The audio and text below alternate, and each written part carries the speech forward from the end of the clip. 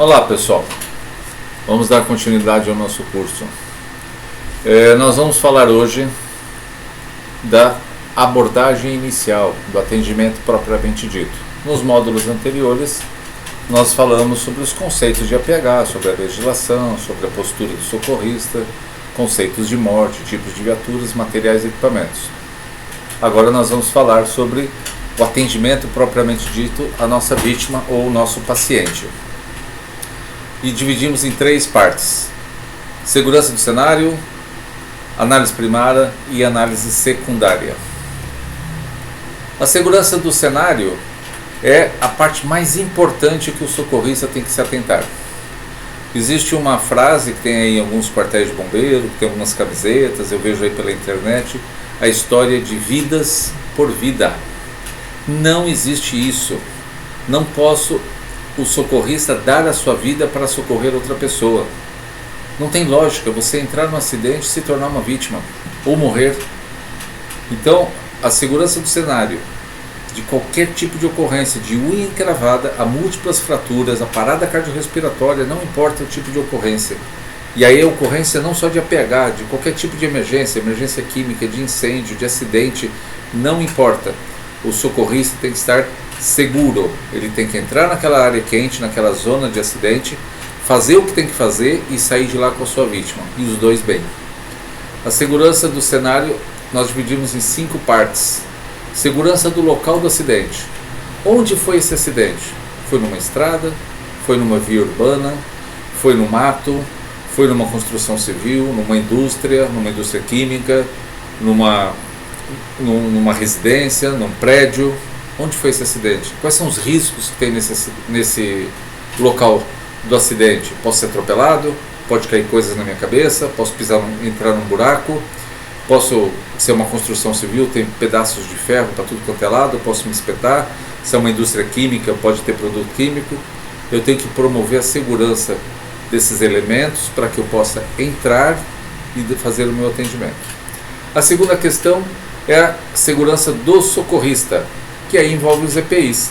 O mais comum são as luvas de procedimento, máscaras, protetores faciais, capacete, joelheira, cotoveleira, avental. Se você vai atender ocorrência química, roupas resistentes à química. Se você vai atender ocorrência com fogo, roupa resistente ao fogo, enfim. A segurança com relação à EPI. O terceiro item é a segurança da própria equipe. Um tem que cuidar do outro. Muitas vezes você está ali mexendo com uma vítima, vai se afastar um pouco, tem um buraco, tem um ferro ali exposto. Um tem que ir avisando o outro: olha, tem um degrau, cuidado com a cabeça, baixa aí, olha o buraco. Um tem que cuidar do outro. O quarto é a segurança dos curiosos. Em todos os anos que eu atendi ocorrência na minha vida, nunca eu atendi uma ocorrência que não tivesse lá uma multidão de curiosos, e hoje esses curiosos todos filmando e fotografando. E aí você está numa ocorrência, por exemplo, no meio de uma rua, um atropelamento, e tem um monte de gente em volta e um monte de carro passando.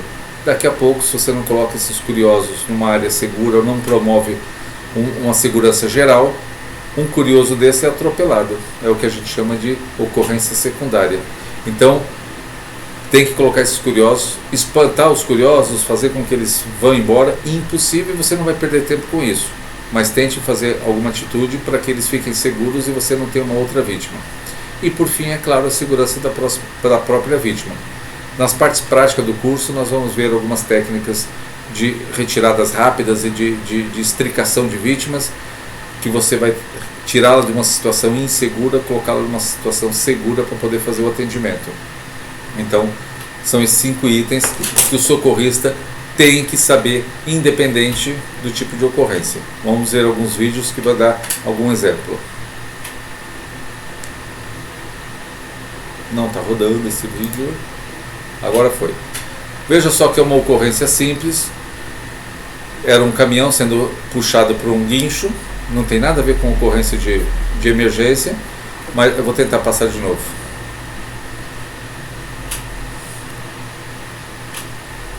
Probleminhas técnicos de quem não está habituado com aulas EAD.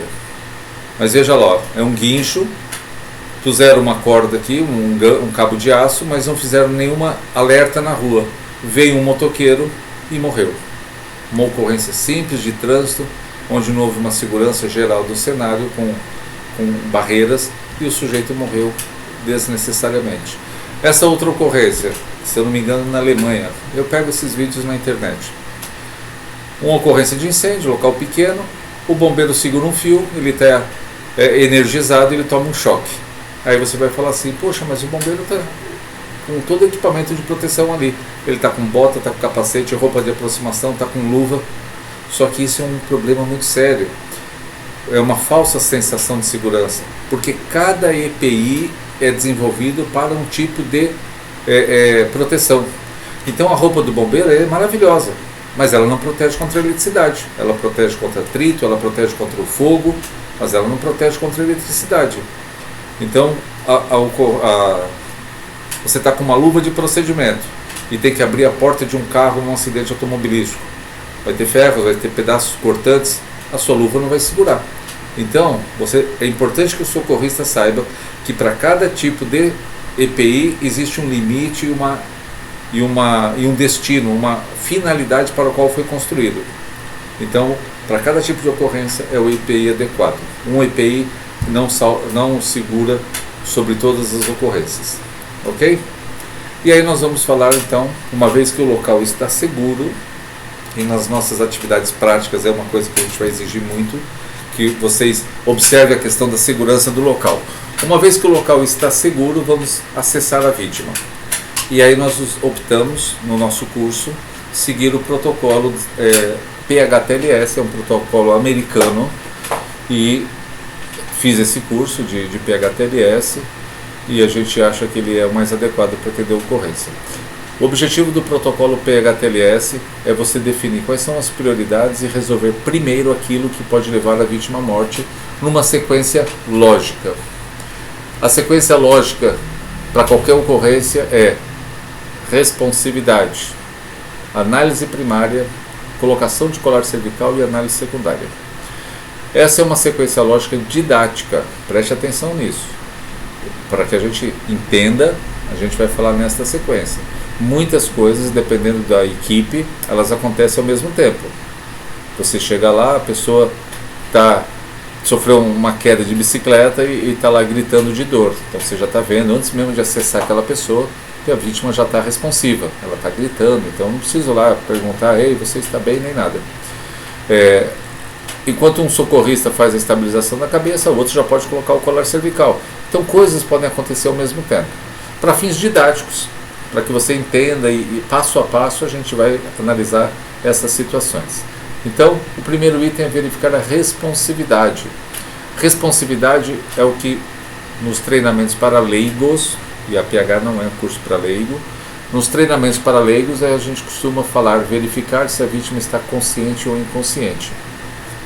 Então, nós chamamos verificar a responsividade. Eu quero saber se a vítima está responsiva, ou seja, ela responde a alguns sinais, ou ela está irresponsiva. E se ela está irresponsiva, se ela tem sinais vitais ou se ela não tem sinais vitais.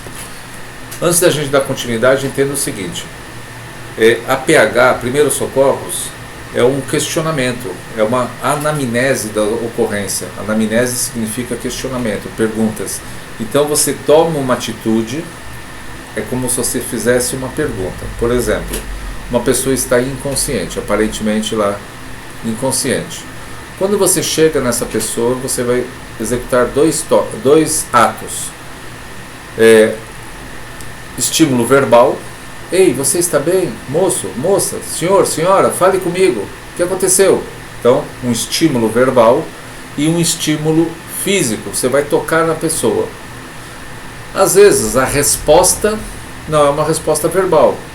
Às vezes, ela geme, ela abre um olho, mexe um braço. Isso já é uma resposta. Então, se eu chego numa pessoa e faço o exame, a verificação, através do estímulo verbal e estímulo físico, e essa pessoa apenas geme ou apenas mexe um braço ou tenta abrir um olho, para nós ela já é uma vítima responsiva, ou seja, ela respondeu a um estímulo que eu fiz. Se ela não respondeu nada, aí eu fico na dúvida, essa pessoa está viva ou está morta? E a gente vai verificar se ela está viva ou morta, através dos sinais vitais, que são dois. Pulso carotídeo, não é pulso radial, é pulso carotídeo. Quero ver a pulsação central, porque pulso radial é circulação periférica, eu não quero ver circulação periférica, eu quero ver circulação central, pulso carotídeo e movimentos torácicos, eu quero saber se essa pessoa está respirando. Então são os dois sinais vitais, se ela está com pulso e se ela está respirando. Se ela estiver com sinais vitais, nós vamos entrar no protocolo PHTLS. Se ela estiver sem sinais vitais, nós vamos pegar um outro caminho, que são os protocolos de RCP, que a gente vai ver em aulas mais para frente.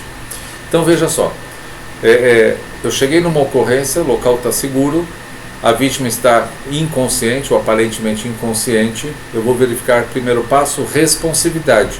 Ei, você está bem? Fale comigo, o que aconteceu? Eu toquei nos ombros da pessoa, eu posso fazer um estímulo, fechar a minha mão e fazer um estímulo aqui na clavícula ou no externo. Jamais beliscar, jamais espetar alguma coisa nessa pessoa, não. Estímulos físicos através do movimento no ombro, vigoroso, sem ser excessivo, ou estímulos na clavícula no externo. E ao mesmo tempo vou chamar pela pessoa e vou tentar falar de voz firme para que ela tente ouvir. Se ela não der sinal de nada, nenhum tipo de reação, nenhum tipo de resposta, ela está irresponsiva. E aí eu já dei um passo. Então ela estava responsiva ou irresponsiva. Verifiquei irresponsiva. Agora eu preciso saber se ela está viva ou está morta. Se ela estiver viva, ela tem pulso e tem respiração. Protocolo PHTLS. Ela está morta. Ah, mas ela está morta, eu vou fazer alguma coisa? Lembra do outro módulo que a gente falou que existem 3 tipos de morte. Ela está clinicamente morta, que é a ausência de sinais vitais. Se ela estiver sem os sinais vitais, nós vamos partir para o protocolo de RCP. Ok? Vamos então para a questão, como nós não vamos entrar no protocolo de RCP, nós vamos para a questão de que a pessoa está responsiva com sinais vitais. E aí nós vamos seguir o protocolo do PHTLS, que é essa sequência de letras aí, uma sequência mnemônica, que nós temos que seguir passo a passo. Então o X é a exsanguinação. O X vem aqui do xizinho. Exsanguinação é sangue para fora. O ex é fora. Sanguinação é sangue. É hemorragia. Então eu chego numa ocorrência, uma pessoa tem uma grande hemorragia, a primeira coisa que nós vamos fazer, antes de mais nada, é uma rápida contenção dessa hemorragia, que pode ser num curativo compressivo rápido, ou pode ser até mesmo num torniquete. Uma vez estancada essa hemorragia grave, nós vamos para a letra A, que é a respiração. Vamos entender o seguinte, eu falei lá atrás, e é importante vocês observarem isso. A gente vai reforçar um pouco na aula prática, mas entenda a lógica da coisa. Eu não quero saber nesse A, B e C, que é respiração, o B de briefing é respiração, e o C de circulação, eu não quero saber se há a respiração ou se há a circulação. Porque se eu estou no protocolo PHTLS, essa é uma vítima responsiva com sinais vitais. Então, ela tem uma vítima irresponsiva com sinais vitais. Ela tem a respiração e ela tem a circulação. O protocolo PHTLS quer saber a qualidade desta respiração, a qualidade dessa circulação. Então, para eu verificar, eu estou sendo redundante, porque é extremamente importante que você lembre. Para eu verificar a presença de respiração e circulação, pulso carotídeo e movimentos torácicos. Ela está respirando e ela está circulando. Acabou. Quando eu vou começar na análise primária, o XABCD, eu vou querer saber qualidade da respiração. Ok? Então vamos lá. O A então é air, respiração, ou abertura das vias aéreas com controle manual da cervical. Para que a gente respire, o ar tem que entrar, as vias aéreas têm que estar pérvias, tem que estar liberada. E o que pode causar a não liberação das vias aéreas? Por exemplo, a queda da base da língua. A pessoa está deitada, está inconsciente, a musculatura relaxa e a base da língua cai e bloqueia a passagem do ar. Quando nós fazemos a abertura de vias aéreas, a musculatura estica e há a passagem do ar. Uma segunda questão que pode estar impedindo a passagem desse ar é uma obstrução com algum objeto estranho.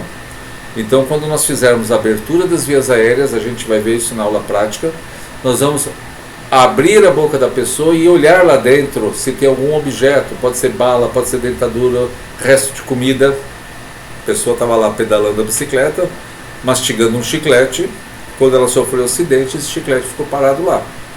Aí nós temos que ter no nosso kit de primeiros socorros uma pinça.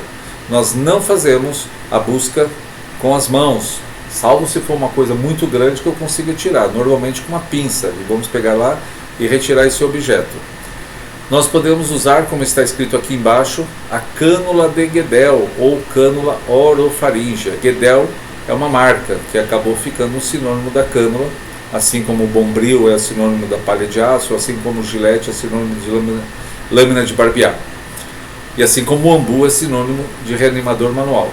Então o nome da marca acabou virando o equipamento, mas na verdade é uma cânula orofaríngea, que a gente chama de cânula de Guedel. Então, dois tipos de manobra de elevação de abertura de vias aéreas. A primeira é a elevação do mento, ou chin lift. Uma mão vem na testa, a outra mão é feita uma pinça, onde a gente abre as vias aéreas e aproveita essa pinça e abre a boca. E aí vamos olhar lá dentro e mantém esta mão aqui, para que, veja só aqui, ó, isso aqui é a base da língua, aqui está obstruído. Quando eu faço esta manobra, abrir o canal e o ar vai passar aqui.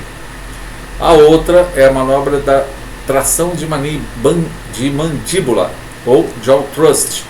Vou ficar a posterior da pessoa, vou ficar na cabeça da pessoa, com as duas mãos vou colocar 4 dedos na mandíbula e o dedo polegar vai fazer uma alavanca e abrir as vias aéreas, onde eu tenho uma menor hiperextensão do pescoço e uma abertura de vias aéreas, e vou olhar lá dentro e ver se tem algum tipo de obstrução.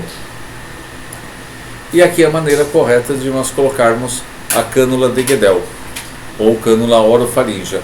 Nós temos 6 tamanhos de cânula orofaríngea, e eu tenho que medir. Ela vem aqui, ó, da comissura labial, que é esta pontinha aqui do lábio, até o lóbulo da orelha ou a dobra da mandíbula, porque hoje em dia nós temos pessoas com alargadores de orelha, que o lóbulo está aqui no ombro. Então, ela vai ser medida da maneira que ela vai ficar lá dentro. Quando nós fizermos a introdução da cânula, ela vai entrar invertida, ela vai encostar no céu da boca ou no palato, ou palato, e quando ela encostar, a gente faz um movimento de rosca e ela vai ficar aqui no início da traqueia. Na verdade, a cânula orofaríngea é um rebaixador de língua, ele vai rebaixar essa língua para que o ar passe. A cânula de Guedel, a gente vai ver na aula prática, ela tem um furo onde o ar passa por dentro. Se for uma criança abaixo de 8 anos, a gente vai usar uma paleta rebaixadora de língua e a introdução vai ser feita na mesma posição que ela vai terminar, porque o céu da boca da criança é mais sensível e pode causar algum tipo de lesão. Uma vez que o A esteja resolvido, nós vamos partir para o B. O B é o briefing, respiração. Veja aqui, ó, eu quero verificar não a presença, mas a qualidade da respiração. Eu quero ver qual é a velocidade do movimento torácico, se ele está respirando numa velocidade normal ou ele está respirando muito acelerado, se está simétrico, os 2 pulmões estão se elevando ao mesmo tempo, se há algum ruído anormal. Qual é o barulho da respiração? Nenhum. Então, se a pessoa está com algum ruído anormal, um sibilo, um chiado, um barulho de água ou qualquer outro tipo de ruído ao respirar, a gente considera uma respiração anormal. Ela pode ter tido um desvio de traqueia, ela pode ter tido uma fratura de dentes e está engolindo sangue. Então nós temos que fazer uma aspiração e, se for necessário, fazer uma oxigenoterapia. Por que oxigenoterapia? A gente vai ver esse assunto mais detalhadamente lá na frente, mas só para dar uma esclarecida. Todo ser humano necessita respirar uma certa quantidade de ar. Neste volume de ar que o ser humano respira, tem uma quantidade de moléculas de oxigênio. Para a gente fazer um entendimento aqui, vamos imaginar que eu tenho que respirar 100 de oxigênio, mas eu levei uma pancada, eu tenho uma fratura de costela, eu tenho algum problema na minha respiração e um pulmão não está fazendo o movimento completo, então eu estou respirando, por exemplo, 75 de oxigênio. 50 e 50, esse aqui está pela metade, então 50 mais 25, estou respirando 75 de oxigênio. O que vai acontecer? O cérebro vai detectar que tem uma baixa quantidade de oxigênio. Ele vai automaticamente aumentar a velocidade da respiração para que compense e eu tenha por minuto a quantidade de oxigênio necessária para a minha sobrevivência. E é por isso então que a pessoa com problema respiratório tem um aumento da frequência torácica, da frequência respiratória. E aí nós vamos fazer o uso de oxigênio auxiliar, através das técnicas que a gente vai ver mais para frente, onde nós vamos fazer com que aquela quantidade de ar, que é menor do que ele deveria respirar, ela esteja mais enriquecida com oxigênio. Ou seja, em menos volume de ar eu tenho mais quantidade de oxigênio, e aí eu vou equilibrar a saturação de oxigênio, que é outra coisa que a gente vai ver na prática, que são os monitores de saturação, os oxímetros de dedo, que a gente vai verificar a quantidade de oxigênio que tem na corrente sanguínea. Esse é o B. Então, se eu tiver um problema com B, eu preciso trabalhar com a oxigenoterapia, e aí já vamos pensar na gravidade dessa ocorrência. Aí, por exemplo, nós temos um equipamento de oxigenoterapia, onde nós temos aqui o que chamamos de um torpedinho, que é um cilindro de oxigênio, com uma válvula de demanda, um fluxômetro, que é um tubo que tem uma bolinha aqui que você vai regular e vai ver quantos litros por minuto você vai colocar no oxigênio, e embaixo aqui um cilindrinho que você vai colocar com água para umidificar esse oxigênio. Pode perceber que nesse kit aqui nós temos a máscara com a bolsa de reserva e aqui as cânulas de Guedel. Normalmente é nessa cor, verde, a mochila de oxigenoterapia que você leva para o local da ocorrência. Dentro da viatura, normalmente nós temos um cilindro grande, fixo, conectado numa rede fixa, onde depois que você coloca a vítima dentro da viatura, você conecta lá o oxigênio e faz a oxigenoterapia na própria viatura. Uma vez resolvido o X, uma vez resolvido o A, uma vez resolvido o B, nós vamos partir para o C. E aí o C eu quero ver a qualidade da circulação, repetindo para ser repetitivo mesmo. Eu não quero ver a presença da circulação. A presença da circulação a gente viu lá atrás, quando verificamos pulso carotídeo. Aqui eu sei que ela tem circulação, mas eu quero saber qual é a qualidade da respiração. E aí entra o pulso radial, que é o pulso periférico. Se a pessoa tem pulso radial, ou seja, se eu tenho o pulso periférico, significa que a minha bomba, que é o coração, está trabalhando bem, porque ele está conseguindo irrigar toda a periferia do corpo. Então a presença de pulso radial ela é importante para a verificação da qualidade da respiração. Uma outra questão que a gente vai ver é a pele, em relação à temperatura, se a pessoa está fria, em relação à cor, se ela está pálida, e em relação à umidade, se ela está sudorenca. Sudorese é suor, se ela está suando. Porque o sangue ele tem várias funções, e uma delas é manter a nossa temperatura e a nossa coloração. Então a pessoa que está com um problema circulatório, normalmente ela vai estar com a temperatura corporal mais baixa, ela vai estar com uma cor mais pálida, e aí o processo de compensação é o organismo produzir o suor para conter a temperatura, e a pessoa vai estar então com a pele fria e úmida. Quando é que a gente já vê isso? Eu não preciso esperar não ser. Lembra aquilo que eu falei? Didaticamente nós estamos vendo passo a passo. Mas ao chegar na vítima e olhar para o rosto dela, eu já vou ver se ela está pálida. Ao fazer a liberação das vias aéreas, que eu encostar na pele dela, eu já posso sentir, dependendo da sensibilidade, porque eu vou estar de luva, eu já posso sentir uma pele mais fria. E a umidade eu vou estar vendo lá. Então percebam como coisas vão acontecendo ao mesmo tempo. Uma outra questão é perfusão capilar. Uma das maneiras de verificarmos a circulação periférica é a perfusão capilar. O que é a perfusão capilar? É eu apertar a unha da pessoa e ela vai ficar branquinha, e quando eu solto, eu vou tentar fazer aqui, não sei se vai dar para ver, eu aperto e quando eu solto, em até 2 segundos tem que ficar a coloração normal. Se levar mais que 2 segundos para que a coloração volte ao normal, ela está com uma má perfusão capilar, má circulação periférica. Se a pessoa estiver com a unha pintada e eu não tenho como fazer isso, eu vou pegar aqui, ó, na popinha do dedo, a mesma coisa, vou apertar a popinha do dedo e vou ver a circulação periférica.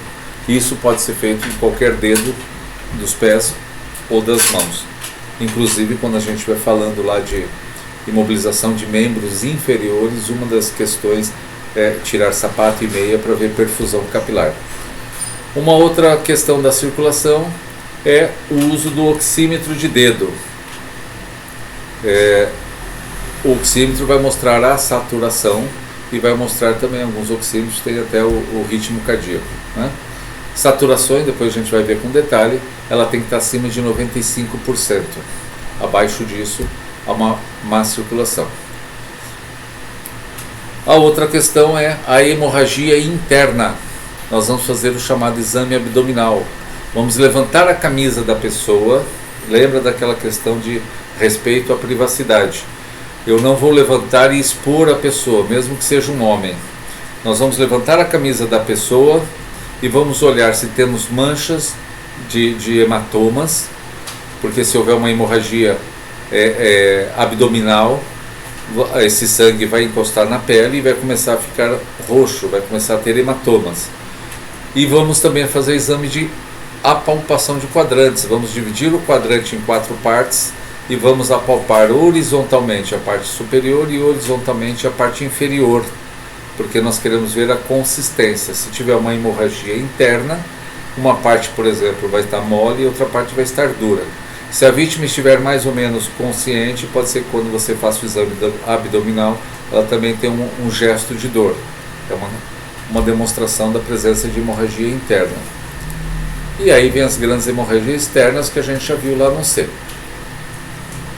O D, ele se refere ao distúrbio neurológico, ou em inglês disability. Nós vamos ver se aquele acidente causou algum dano neurológico através do exame de Glasgow. Nós vamos falar especificamente de Glasgow. Exame das pupilas e otorragia, que é o sangramento no ouvido. O exame das pupilas, nós vamos ver 2 questões. A fotossensibilidade, que é colocar uma luz, existem as canetas de pupila, de lanterna de pupila, que parece uma caneta.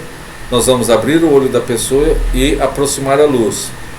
A pupila deve se contrair na presença de luz e se dilatar na ausência de luz.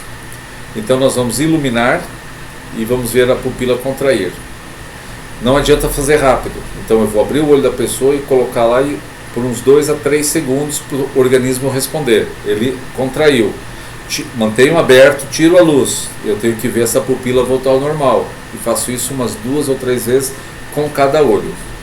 Depois eu vou abrir os 2 olhos e vou ver a simetria pupilar. As pupilas têm que estar do mesmo tamanho. Reativas, né, fotossensíveis ou fotorreativas, e elas têm que estar do mesmo tamanho. Se elas estiverem contraídas ou expandidas, pode haver uma possibilidade de dano neurológico. E a otorragia é o sangramento pelo ouvido. O sujeito levou uma pancada, houve uma lesão no cérebro, começou a sangrar e esse sangue encontrou um caminho e está saindo pelo ouvido. É a única hemorragia que nós não fazemos a contenção. Porque se eu fizer um tamponamento e impedir a saída deste sangue pelo ouvido, ele vai se acumular no cérebro e vai começar a criar um coágulo, vai começar a criar uma pressão intracraniana e vai causar maiores danos. Então, se uma pessoa está sangrando pelo ouvido, eu tenho 99% de certeza que é um dano cerebral. Eu vou associar isso, evidentemente, vocês devem ter visto a apostila, a cinemática do trauma, eu vou associar isso à dinâmica do acidente. Ele foi atropelado, caiu de bicicleta, estava de moto sem capacete, caiu um tijolo na cabeça lá numa construção civil. Então eu vou associar que aquele sangue, com aquela ocorrência, há um indício muito grande dele ter uma lesão cerebral. Então nós não fazemos a contenção da hemorragia. Só para não ter dúvidas, rompimento de tímpano não dá sangramento. Eu já tive meu tímpano rompido no meu curso de mergulho. Ele dói muito, mas não tem sangramento, porque o tímpano é só uma membrana. Se eu tenho sangue escorrendo, é porque esse sangue está vindo lá do cérebro.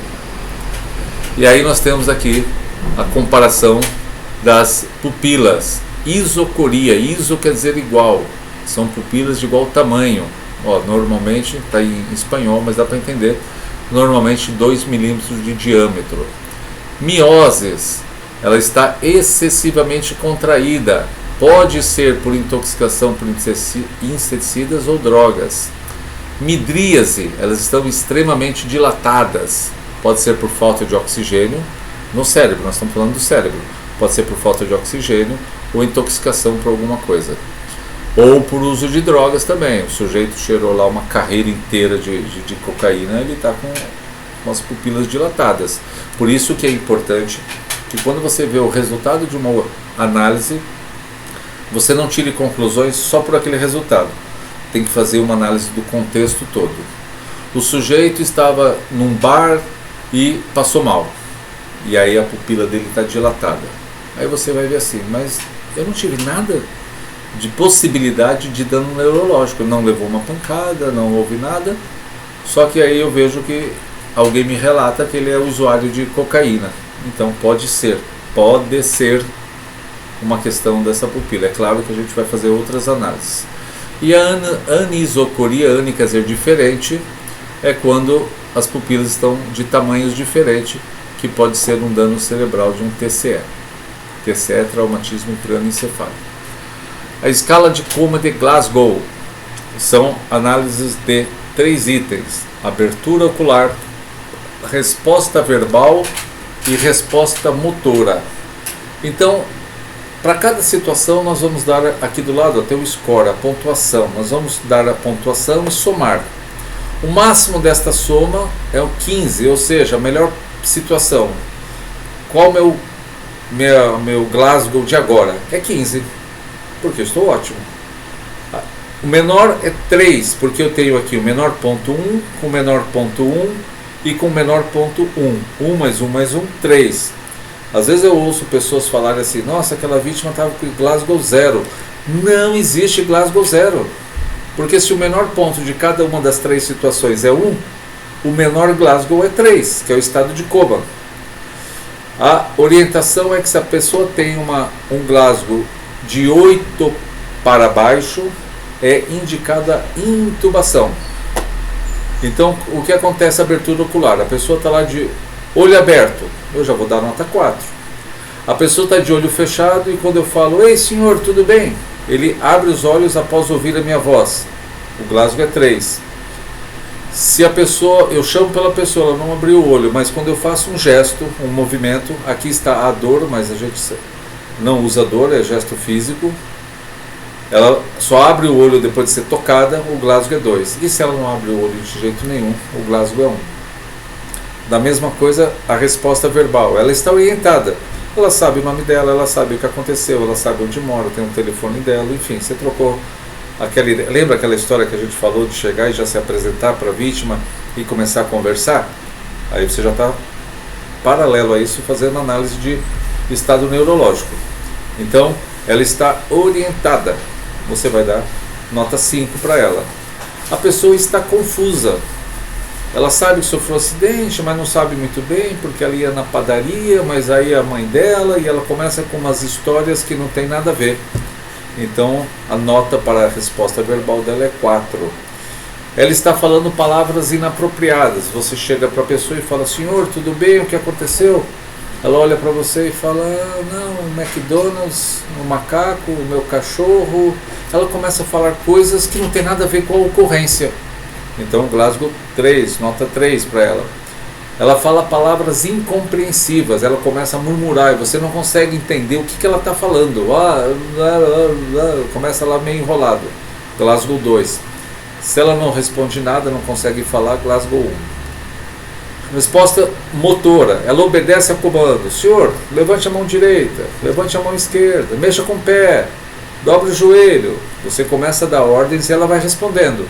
Você está fazendo uma análise de Glasgow e ao mesmo tempo você já está verificando algum tipo de contusão, que a gente vai ver mais ali na aula de fraturas.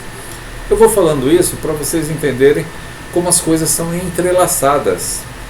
Volto a dizer, didaticamente nós vamos ver pedacinho por pedacinho, mas numa ocorrência isso tudo se junta.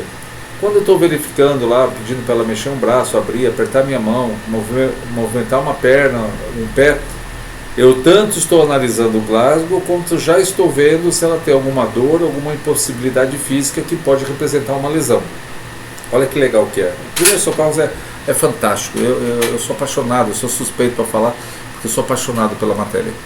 Né? Ela localiza a dor. Você encostou na pessoa e quando ela sente a dor, ela põe a mão. Glasgow 5. Ela tem um movimento de retirada. Você está fazendo análise nela e ela tira a sua mão. Porque ela está com dor e ela tira a sua mão. Glasgow 4. Ela tem uma flexão anormal ou uma extensão anormal. Glasgow 3 ou 2. Ou ela não tem nada. Glasgow 1. Então esse é o exame da escala de coma.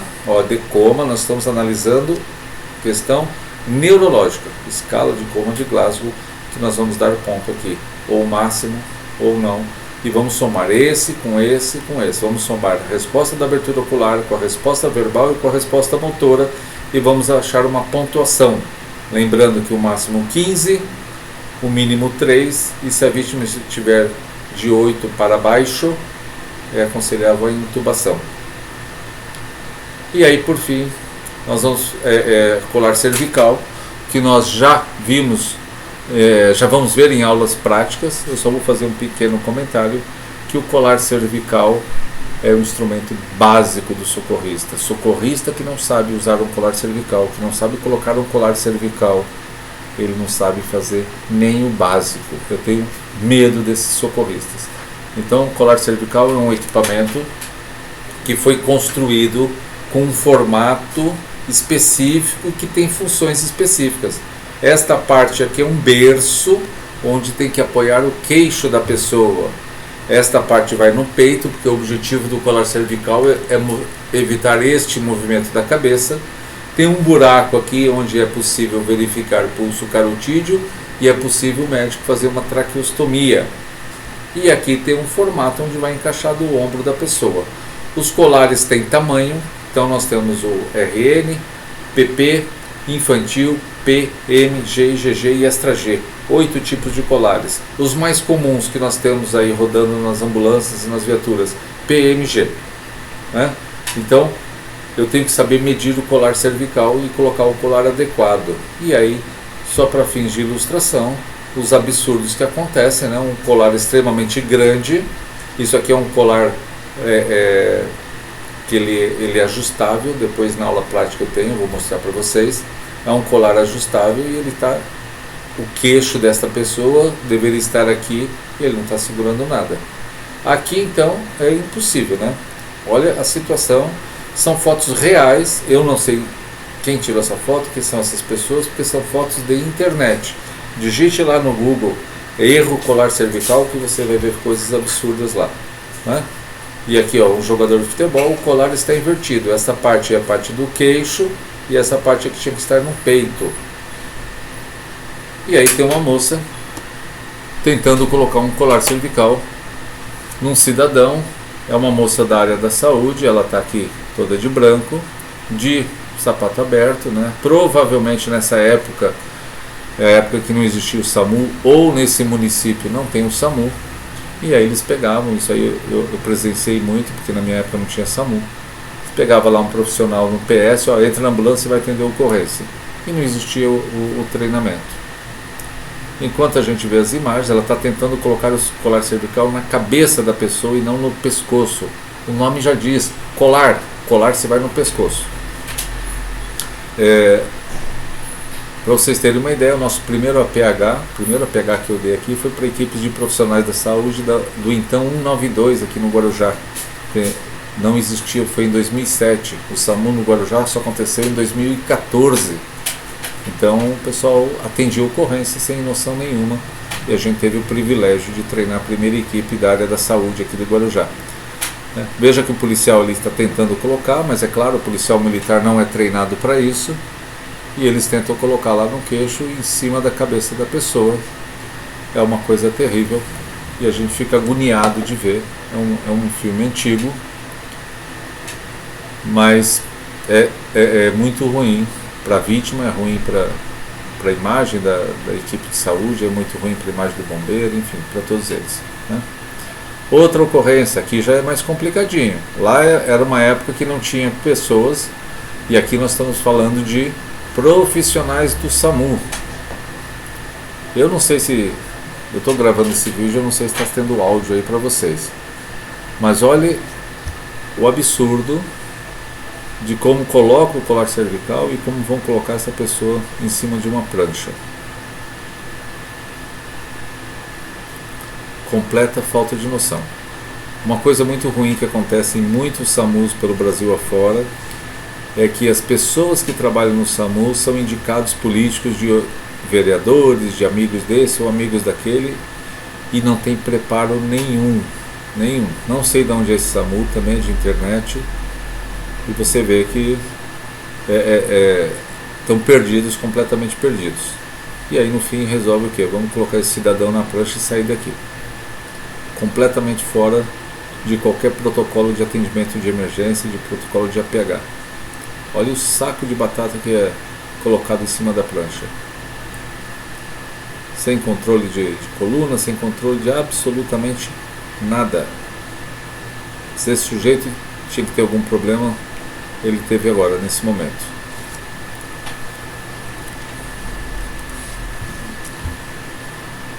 Eu fico agoniado vendo esses vídeos e lamento muito, porque o SAMU é uma entidade, vou chamar assim, de alto respeito. Eu sou fã do SAMU e eu vejo essas ocorrências assim, eu fico muito triste. Da mesma forma, quando eu vejo ocorrência de bombeiro fazendo coisas erradas, a gente fica muito triste, porque tem tudo para ser maravilhoso.